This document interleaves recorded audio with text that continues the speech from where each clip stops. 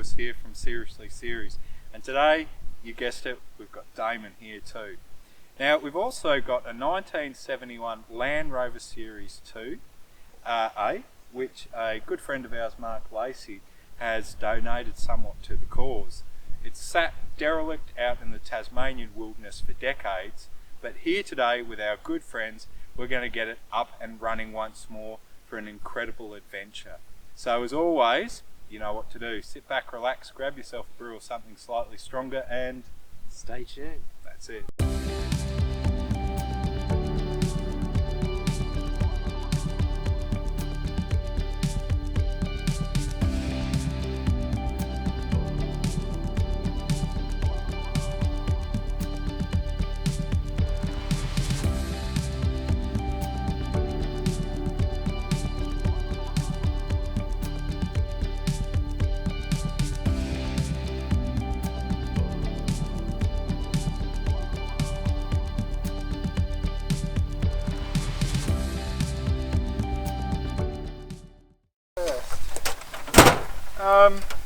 Well, Damon started tackling the air filter to get that out of the way,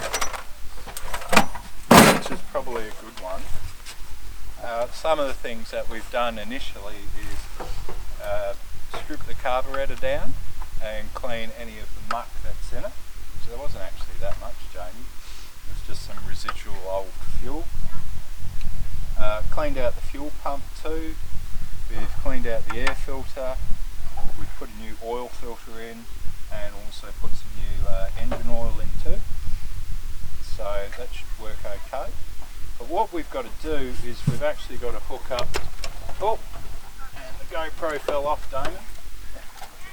Yep. Sorry, mate. Happens on the big jobs. But we've got some new terminals that we need to obviously hook on to the battery so the starter motor works. And we'll probably check out the ignition points and use our hacksaw feeler gauge to get us pretty close to the mark, which is nice. Probably not as precise as how you usually operate, and that is a compliment. So, have you tried checking this solenoid to see if it works? No, but would you like to give that a go, James? Do you have some jump leads though? I can do that again, can't I? Oh, can you? Put a wire across the ignition, check if it makes a noise. Wouldn't that make sense? I think so. Yeah. Now a few other things that we're hoping to get going is maybe brakes of some description, whether it's the handbrake or the actual hydraulic brakes too. That's quite handy.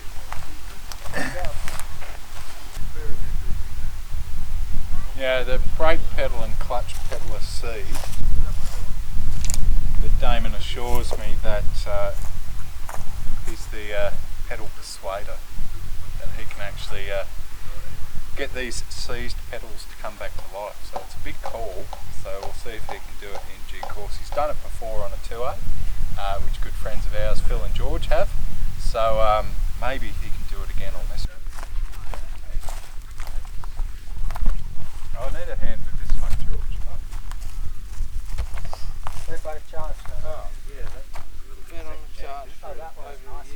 But what I was thinking is this literally. Yeah. Oh, okay. That doesn't really.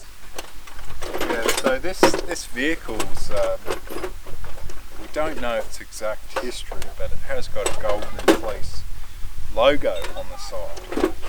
And Golden Fleece in Australia was a Jamie's gone, so I'll make it up as I go along. A oil distributor, and so we think it may have been a sales rep or a rep's car back in the day, maybe involved with the service station. But the funny thing is, it looks like the body itself's in pretty good nick, isn't it? But the chassis is completely gone, and there's sort of this white residue over it. So it's either being used on the coast or something Jamie and I were talking about this morning. It's been used for spreading fertiliser, which is just as bad as salt pretty much, isn't it? Yeah. down this, I can see the floor through. Yeah. That's a big hole. It's a lightweight bulkhead on that side. Yeah.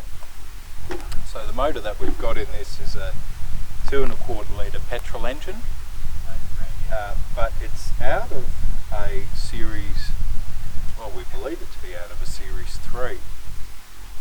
Earlier Series 3, I think it's a 7:1 because it hasn't actually got an 8 stamped on the cylinder head. But it does look like it's been thrown in at some point within the vehicle's life. But it's actually quite complete. A lot of the small brackets that get loosed or lost with time are still there, and even the vacuum line, which usually gets pretty knocked around, is in pretty good condition. It's even got the PCV valve, which I've learned to sort of hate. Hate's a strong word, but I have learned to hate these valves. But that all seems to be in quite good nick too. So certainly a little bit different to having a Holden 202 or a 186 in it. Just noticed that, so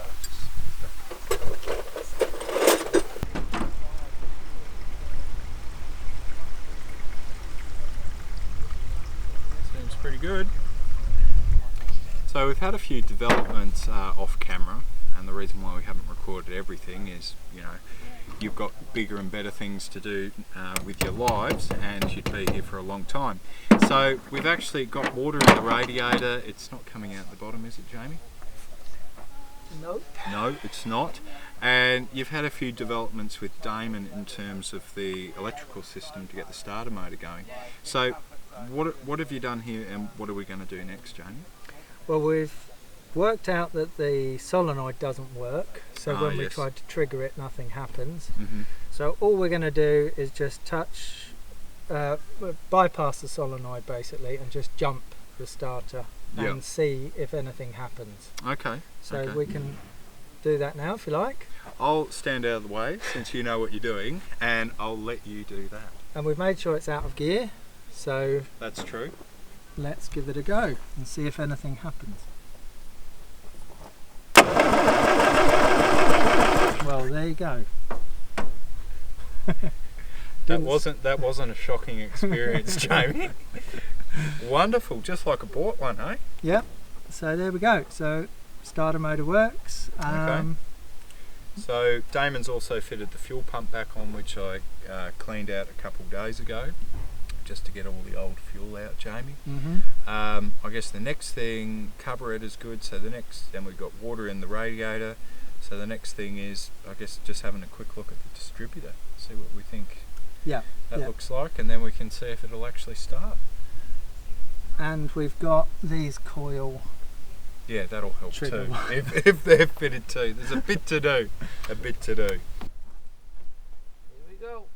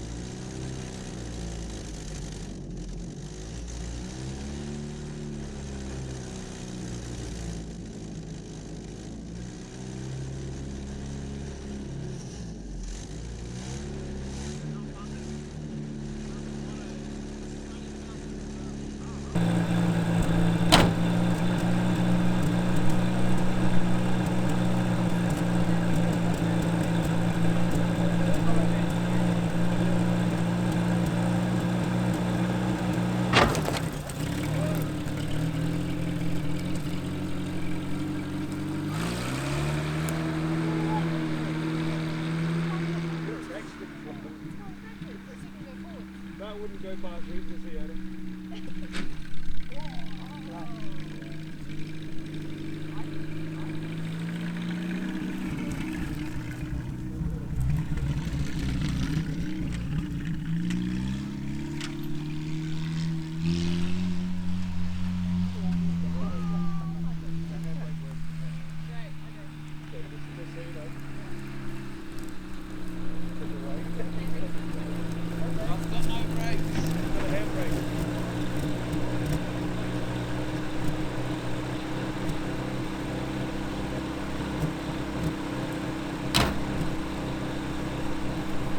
There you have it. Started, ran, moved, and next time it's ready for an adventure. Isn't it, Henry?